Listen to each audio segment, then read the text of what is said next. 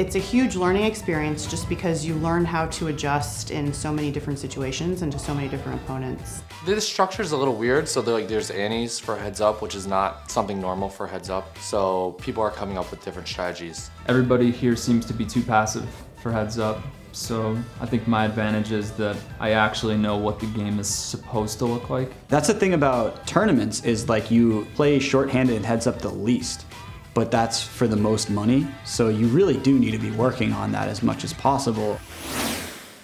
I'm playing Nick Howard, unfortunately. I say unfortunately, I really shouldn't say unfortunately, because as we were watching his match just now with Jordan, I was sitting next to Russell Thomas and we kind of looked at each other and we were like, he seems like a really fun opponent. When I walked in, one of the guys said, "Katie's upstairs watching film on you," and I was like, oh, here we go. Cards are in the air. Both players have a lot of experience. I felt like he was going to be pretty aggressive with me pre-flop, but I felt like pre-flop is where I could potentially not play extremely terribly. And Nick with a quick lead here with his ace-king out-flopping the 9-6 suited. Yesterday he was limping pretty weak hands. I didn't really see him limp anything too strong. I don't think a player could gain a ton from knowing my pre-flop strategy, even if it was completely transparent to them, because I'm doing enough post-flop that it should be pretty hard to capitalize just on knowing my pre-flop ranges, which are just wide. Interesting to see Nick limping 9-4 offsuit this first level. He's going to let it go, and Katie's going to pick up her pot with ace-king. He picked up a couple pretty big hands. Katie going to raise here with 2 4s, getting 3-bet with pocket jacks.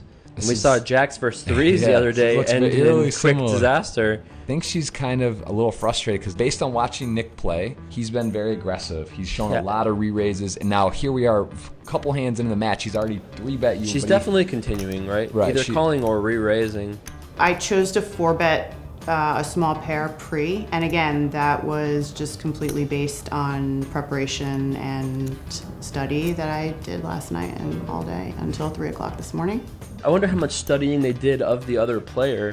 You know, Katie wasn't too crazy with re-raises against Hathu as you would expect. You know, she was definitely the player with an advantage post-flop there. Flop looked good enough that I couldn't fold, but I wasn't really excited to play that hand all in just because I don't know anything about her, and it's rare to see someone who can play 4-bet and then blast off with enough bluffs. Yeah, it's like even if she is bluffing with ace queen or ace king, that's not like you want to let her just keep going. Right, it's like, you check so call at this and point, then you're just like, what are you going to do? Wow, Nick is going to check call. Our reads have not been the sharpest today.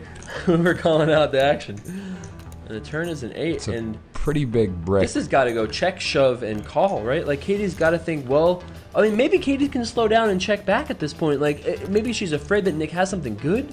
Could Nick just have high cards? Katie does slow down here, and that's a wise choice. The board was, 8 high. This board's run out very good for jacks. The hands that she's 3-betting, if she had queens, kings, aces, she would certainly not be worried about the 8 and put it in as played. So almost for sure bet the turn. Yeah, so it's like now he just has the best hand. He's got to feel like jacks are the best hand here.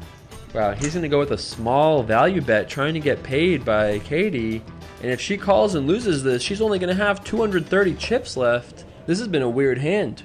We talked about it after the hand. She said she was considering jamming the turn, and it would have put me in a really tough spot. So I think I lucked out with her taking the more passive route on that hand. Nice laydown here by Katie. She was getting a great price, but doesn't matter what price you're getting if you're 0% to win. It was just a unfortunate hand. He says he had jacks, so we'll see what he had. I mean, I believe him. Just jacks. Me? He's honest. Says just jacks. By the time I got kind of short after losing a few pots, when he limped the button, I raised with king 9. I limped 10s on the button, and I didn't even look at my cards, and I thought she saw. She ended up raising, and I back raised. And Katie's got to feel like she's in like a bit of a storm. Just can't level off a little bit here. Just based on how the other hands had gone, I just felt like I needed to put it in here. She jammed king 9, and the whole time I was thinking, well, she's probably doing this because she saw that I limped blind. But after she told me that she didn't even know that I limped blind, she was just being aggressive. Unfortunately, he blind limp re-raising with 2 10s. So my king 9 was in bad shape. I wonder if she just thought that Nick was making a move. He did limp earlier in this match, and limp folded. I even asked Berkey this morning too. I said, how likely do you think it is that he knows that I prepared and he knows that I watched all of his videos? So the things that he was doing, such as overbetting river when he had it, how likely do you think it is that he's actually going to flip that today on me, you know? And so, I mean, we definitely considered most of the scenarios. It's a pleasure. Vanessa Salps told me 6 years ago that I needed to get better at heads up, and I was making a big mistake if I didn't do it, and I didn't listen, so. Well, here you are. This week. I'll watch maybe yesterday's stream and see if there's any like live stuff coming off of Russ. That's one skill set that I probably have over him by a pretty wide margin is like live tells type of stuff. That said, I mean, it's not like Russell's going to give too much away. He probably studies heads up more than anyone I've ever met that isn't a heads up player. Jesse's one of my best friends, so I'm just gonna play my standard game. I think Russell gets underestimated a lot. He sits around, he does enough theory and stuff where he's just gonna be like super technically sound. We're just gonna play and make reads and see who wins. Russell doesn't leave the house for a lot of things, so when he does, he generally wins at those things. I see going with a little shirt cover up over the face. Didn't see that yesterday. Yeah, because you know what? He's copying Russell, who does this all the time. It's weird. It's the chin cover up. I've never seen it. It's like a little homage to Leno or something. I don't know. Like what is the chin? What does that do? I've never seen the chin tell. Sure. So here we are on the turn. It's annoying because I feel like he's very good at heads up, but I feel like he's still going to trash talk me if he wins. So I have to go for it and give it my all here. Still gotta think he probably has the best hands. Yeah, for sure. Wow, Russell folds. Jeez, that is tight but right. Good fold. So Jesse finished second, and which place did Russell go up? Fourth. In the same final table. Greg Merson won, and Jake Bossiger got third. Oh wow, that year, that's right. 2012. He knocked me out of that tournament. Jesse's ace high does lead here. Russell knows he has to bluff to win, and he does fire it in there. This is not a fun board for ace high to be trying to call. Russell does have, he has a 9. He's just got one of the worst hands he could have. Decides to bet, maybe get a weak ace to fold. And 6 it or should 7. probably work unless Jesse can find like a bluff raise, maybe is what he's thinking about. And this is gonna work. Nice, Jesse bluffing with the best hand. Raise at 240. He check raised a lot on the river, like it would check down to the river, and he would put in some big check raises. I was surprised how often he did that. Ashley's not gonna come watch. She likes sweating it from the computer screen. My wife doesn't believe in me. What's Kitty doing? Still playing online. Got a raise here from Russ. And Jesse's quickly called in pretty good shape here with the king 6 off. We had a hand where Russell opened and I called, and the flop was 8-4-4 rainbow, and Russell bet really small, which he's just gonna do like a really high frequency, and he's gonna have like a lot of bluffs. I think my hand like is good enough at the time, and it's something that I have to defend when he goes that small. And then the turn was a king. Oh no. Wow, that's a That disaster is here. And a- Russ picks up a flush draw too. I'm obviously like just not folding on this card. I think a decent chunk of his bluffs on the turn make a flush on the river. But I just felt like my hand was a little bit too good, and Russell's quite good at making sure that he always has some bluffs in his range. So I didn't want to basically like allow him to have too many bluffs on the river and kind of own me. And it was a river where I couldn't have like, I think the 8 was a club, so I couldn't have like 8x of clubs, and a 4 was already calling down, so it was like kind of hard for me to find bluff catchers if I don't. I mean, I just have to call with all my kings if I want to not let him like kind of abuse me in that spot. I think if he reflects back on this hand, maybe there's a chance he could get away from this on the river. Mm-hmm. I mean, yeah, Russ could be stone bluffing, but he wouldn't bet an 8. He wouldn't bet a jack. There was a big hand early where I flopped trips with 6-4 on 8-4-4, and he called the flop bet, and he turned to king, and I basically got 3 streets of value, and that gave me a big lead. Here's the 140. Russell 3-bet me, and I call it jack 9 and raise small on the flop. And it probably looks a little weird, but the king high board is sort of hard for him to hit because I think he's going to just call pre-flop with a lot of his like king jack, king queen. Jesse makes a very small raise here, and I wonder what Russ will do with 6 high can't really call, can you? It's all in or fold? When I make it like 230 into a pot of like 380, he has to defend something like 70% of his range. So if he's folding like half of his hands, I'm profiting a lot of chips. So Now what are we doing? Like now is a Right. deuce. Okay, so you think your opponent is messing around with you, and you've bet and you've called with 6 high.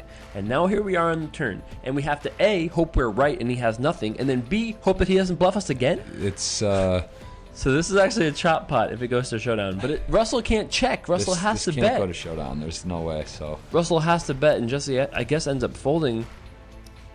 He just moves all in, and Jesse's got to lay it down. Nice hand. Run good, Russell. you know, it's not, I don't think he has like a massive edge on me or anything. Like I can definitely like hold my own, and I think I played reasonably well. I'd like to have a couple of spots back and replay them, but Should just folded turn. As of this river, Jesse's getting about 2-1 to call here. And there are plenty of hands that he could be beating, right? What would Russ do with King Jack offsuit with the diamond? Jack 9 offsuit with the diamond. yeah, the ace X with the diamond. But he does let it go. Jesse staying alive, dodging the flush there. I don't know. I think like in the important pots, they didn't really go my way, so. Gotta just fight for every blind, every ante at this point. All in. Right now, Jesse is all in with his Jack 10 offsuit. Looks like Russ has a consider hand. Hold on, I just need to. You slow rolling. No. I'm pretty sure I'm gonna call, but Russell doing some math in his head here, trying to figure it out. We still haven't seen his hand, but it's got to be like maybe like a 9-8 suited. Could be dominated here. He could, how many is it? Yeah, so king, he could have like a weak king, king 5 or something. I think he would have already called with King 5. I know it's supposed to be like super competitive, but I thought it was just pretty fun to play my friend, you know, that I've talked so much poker with. Definitely got to call any ace here. Russell does call. We're gonna see it. Do you have queen 6? Oh, what? Oh, Queen Jack! What a slow roll! That is, I have a running joke where I'm like, I think Russell would give up $5,000 if it meant that I had to lose 20 in a game, just so he could like call me up and shit talk me about it. Russell's very good at trash talking specifically to me. Now we're gonna be crowning a champion in our finals. Russell Thomas versus Nick Howard. Jeff, who is your pick to win? Who do you think is the favorite? Russell versus Nick. I think like the world of Russell's heads up game and just like his general ability to deal with theory and stuff. So I kind of like expected him to like not just beat Matt, but like beat everyone in this tournament. Like I think he's just like the favorite in this tournament. I believe Nick is the favorite, but Russell seems to have been really thinking about the format, how it's going. I think he's doing well. I think it's going to be a really, really, really good match. They have very different, interesting styles. I guess you can choose to put this in at the end or now, but if I win this belt, I'm gonna get it fitted for my pup as a harness for him so that he can rock it, because he needs it. I'm gonna make a bold prediction, and I'm gonna say whoever wins the first match will win the second.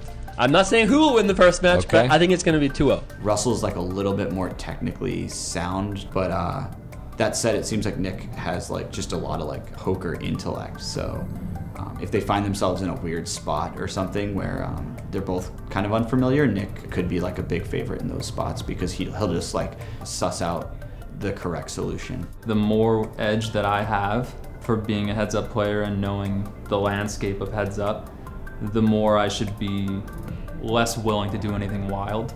I wouldn't say I'm the favorite. I think Nick is probably a better player than me. I just know of him. He coaches a lot of people that are really good at poker, so he's probably better than them. So, what do you know about Russ specifically? Nothing. And here we go. Remember, this is the first time of the whole tournament. This is gonna be a best of 3. Probably, if you had to rank our players at the beginning, I don't know if I would have ranked Nick in the top half of the field. Having watched him play, I certainly would if we were doing another one of these. Nice turn here for Russell. Nick with top pair and a gut shot. There's no chance Nick's gonna go away from this on the turn. There's a lot of rivers that are going to slow stuff down. That is not necessarily one of them. not I wouldn't too be, bad. Wouldn't be worried about that as much as a diamond, a spade, a 9 or a 10. Russell's gonna bet, I'm guessing, towards the big end. Look at that stare down. Look at that stare down, guys. That is a man that is not impressed. He is not thrilled with this situation. you caged me. And I look stupid. Because I knew that bet was coming. And then you did it. And you caged me. Russell. Nothing. I think Nick is going to find a call here, but I don't know. I think he might fold. Last words? last words. Wow! A great laydown. Happy about it? I'm gonna hate that one later. And Nick is going to just call this very small bet on the flop from Russell out of position. Russell turns the flush draw, gives him a chance to win this hand. Does pick up some equity. I mean, Nick certainly was trapping. It's not like you're just worried your opponent has a flush. I'm sure that's not one of the best cards you'd want to see, but at the same time, you know, maybe gets your opponent in with one little spade. We're going to really have to pay attention to action because both of these players do some creative things, as it takes creativity to win heads up. My strategy heading into the finals will basically will be to pepper a lot of small spots with aggression, target the patterns that I know work, and then just sort of stonewall once I have the edge, and try to bleed them dry just with work in the trenches. Nick decides to go with an overbet here on the river, and now, you know, what it does here in this spot is that it makes it feel like Nick's either trying to buy the pot with some sort of a bluff, or he has a very strong hand, and Russell has a bluff catcher. He beats to nothing. I would be pretty surprised if he calls, though, even with that being said. Oh, Wow. my goodness. Whoa. Whoa! That is a call on the river, and Nick got a pot-sized bet and a half on the end. Guys, we are seeing some wizardry at work here. 145. Wow, pretty great spot here for 2 sevens. So Nick decides to re-raise. Quite reasonable hand to do that with. Yeah, and now if you're Russell, you have a bit of a decision, because you know, heads up, this is a monster hand. All in.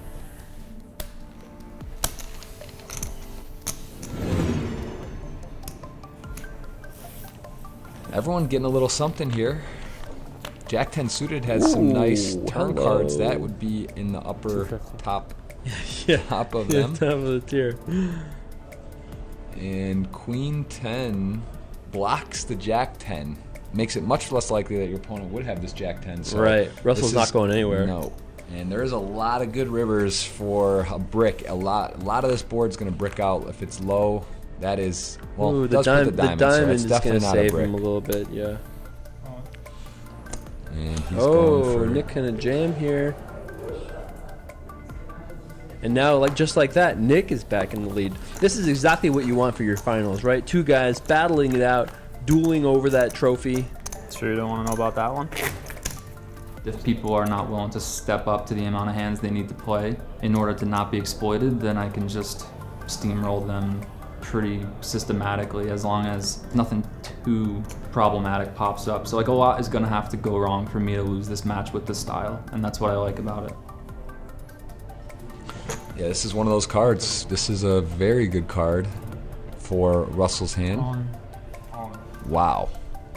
Betting a snap all in. Did not expect to see that. Man, and Russell, not going to like that. He had a lot of equity there, and especially against that particular hand. That is to get blasted off. Can't feel good. Pair of eights here for Nick. Russell picks up a pair on the turn to give him a chance to win this hand. Wow, look at this river. Russell with I needed to draw the runners to have a chance to win this hand, and that is what he has done.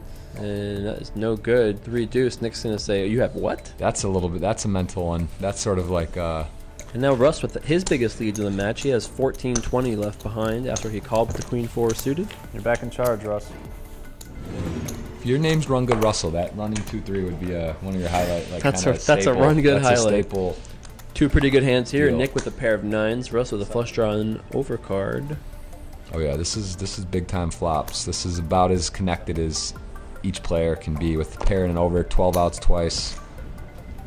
Russell's gonna just check call here though. Pretty interesting card. Gives Russell some additional outs. The 10 would make him a straight now going to the river. Gotta scare Nick a little bit here. He does check back. And there it is. RGR, Lucky green baby. cards. RGR. Run Good Russell. Run good Russell. Just when you need a little something.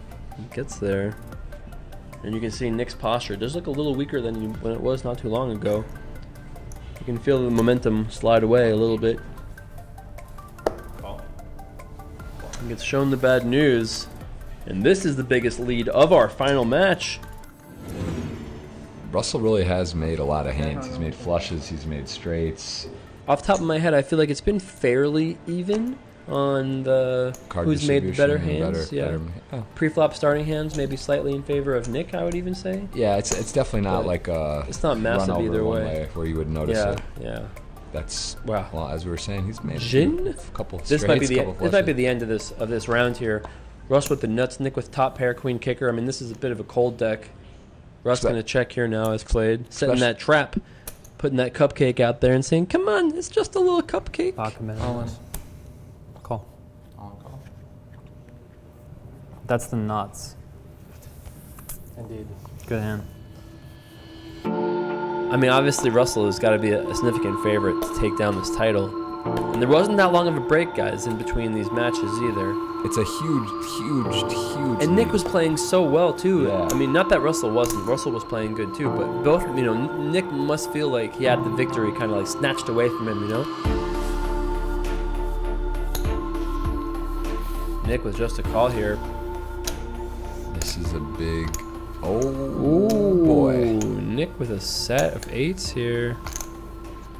And this board is getting more scary for Russell. Yeah. Right now, action on Russ. Looks like he is going to bet here on the turn.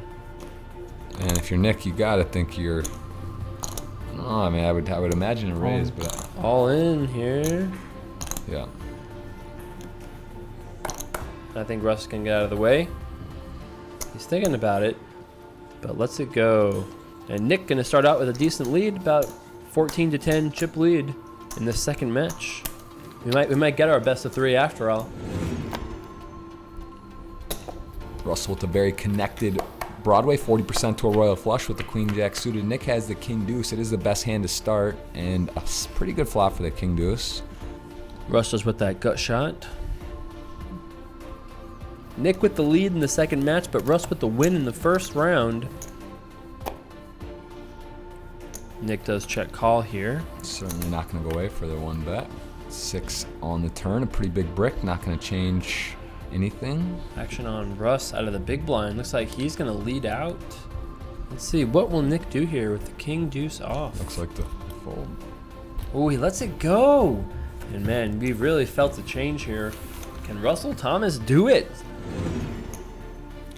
So Nick decides to continue here with a bet. Russell just called with ace-7 suited pre-flop. Going to continue here. I guess you think, you know, he does have some, got the backdoor hearts. He has. There's a straight now for Nick. Yeah, gut shot draw. The ace high could be good.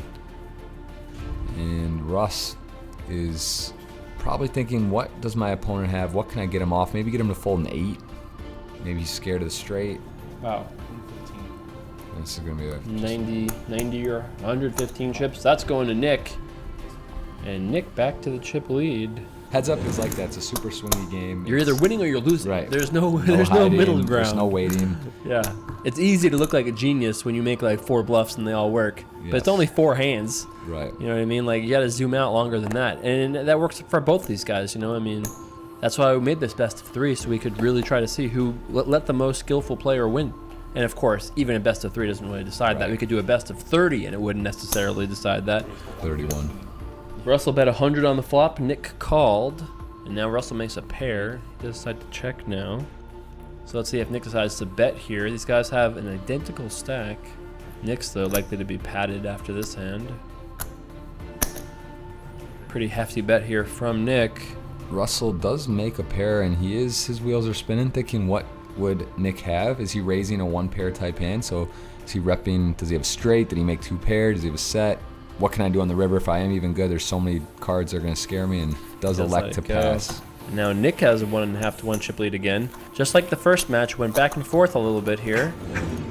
And this is a super value hand for Nick. He's going to happily take a flop here. Russell here with trips. Outflop Nick pretty hard. Queen 10 offsuit. I mean, this would be a creative type of float or raise. And if Russell just calls here, He's got to just call. Right. There's no other. Right. When he calls, like this is definitely there's a ton of turns that Nick is going to barrel on. 9, Jack, King, Yeah, that's just, Queen, 10. Might have done it. Deuce, maybe not though. the thing about check raising this type of board. If you're Nick, I mean, your opponent calls you. There's just not a lot of hands that you know what he has that he's, I guess, like a king high maybe floating you or something. But there's just not a lot that like you feel good about that you're trying to get removed off here. Yeah, I mean, Russ is gonna bet small. Wow, Nick does check call. Guess he thinks his queen high could be good. Lucky for him, he doesn't make a pair on the river. So Russ obviously gonna be firing here. Wonder if Russell, when he bets here, if Nick ever goes for a raise, like in his head. I just don't know. Like calling the queen 10 on the turn just seems like Yeah, like he's got something planned. Yeah, you know, Could be a bad timing if he does though.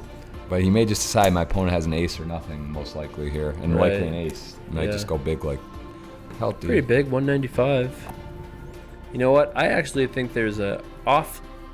Yeah, like I say, there's an off chance that Nick decides to continue in some way, but doesn't let it go wisely. So, and now Russell back, 14-10 chip lead.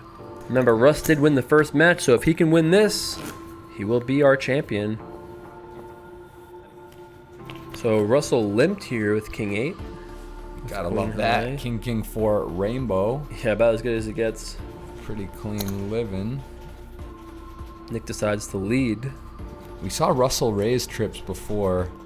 But unfortunately for Russ, he's going to just get Nick to fold here, you would think. But you know what? Nick might be feeling kind of frustrated. Russell's made a lot of moves, done a lot of weird bets.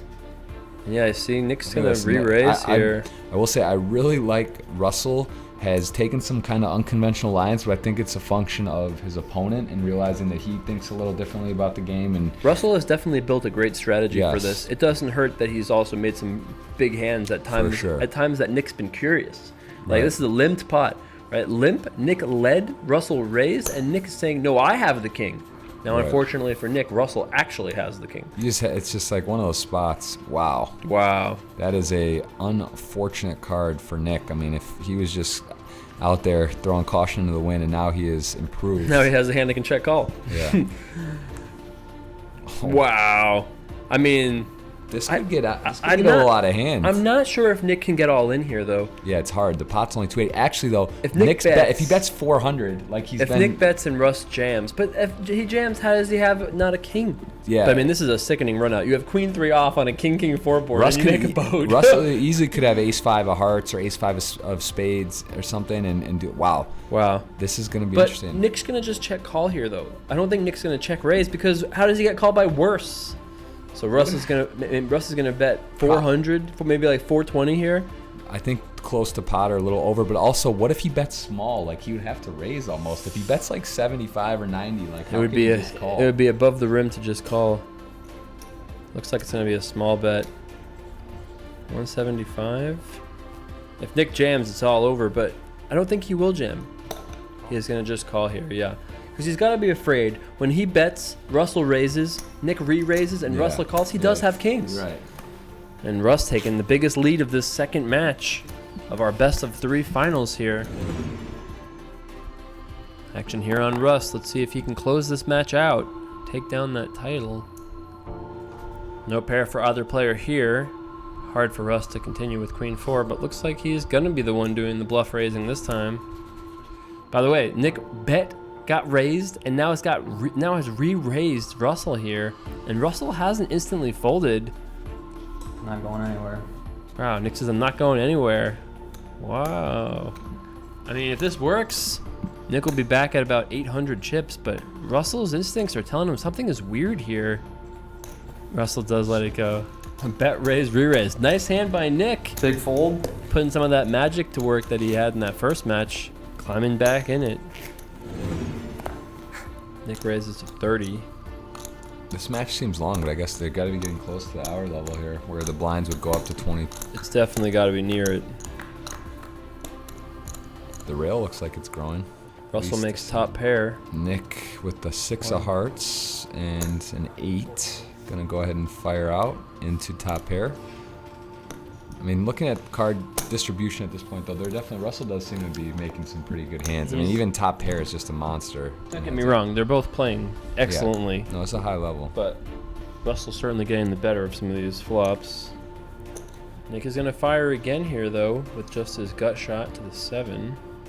One of those hands, like, it's sort of like a bluff catcher, like it's top pair, but it's not a good kicker. Do you really want to like raise? I mean, He could jam here, it's Yeah. possible if he thinks he just has the best hand, doesn't want to see some rivers, but calling certainly makes the most sense. it is definitely a wet board. There's a lot of stuff. That is, it's a run good Russell River, just no sweat. Yeah. I mean, a little. Some things change, but not a lot. And he has a 6 block, 6-4. Nick does just give up, wants to preserve his remaining ammunition. And Russell gonna win that pot, and this is his biggest lead of the second match.